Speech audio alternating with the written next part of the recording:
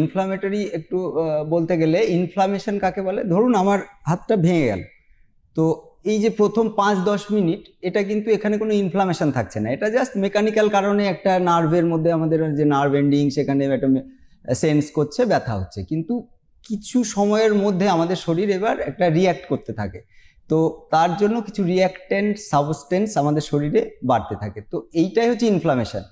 এই ইনফ্লামেশন অনেক সময় আমরা বাইরে থেকে যখন দেখি, ধরুন আমার হাতটা পুড়ে গেল, এটা ইনফ্লামেশন, কোনো একটা ভীমরুলে কামড়ে দিল ইনফ্লামেশন, কিন্তু কিছু ইনফ্লামেশন হয় যেটা আমাদের শরীরের ভেতর থেকেই আসে।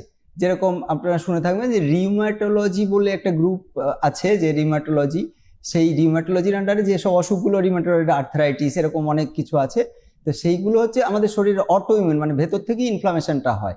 তো এই যে আপনারা শুনে থাকবেন যে সিআরপি, আমরা একটা টেস্ট করে, এই সিআরপিটা আমরা খুব শুনে থাকি, সিআরপি দিয়ে আমরা কিন্তু আরও অনেক টেস্ট আছে, তো এই যে ইনফ্লামেটরি একটা আসে। তো আর 2 নম্বর হচ্ছে নন ইনফ্লামেটরি। তো ইনফ্লামেটরির মধ্যে আমি একটু বলেই ফেললাম যে অটোইমিউন, মানে রিউম্যাটয়েড গোছের যে অসুখগুলো সেগুলো আসছে। আর একটা গ্রুপ আসছে, মানে এর মধ্যে কিন্তু কোনো ইনফ্লামেশন নেই, কি হচ্ছে আমরা ক্ষয় রোগ বলি, যেটা হাঁটুর অস্টিওআর্থ্রাইটিস।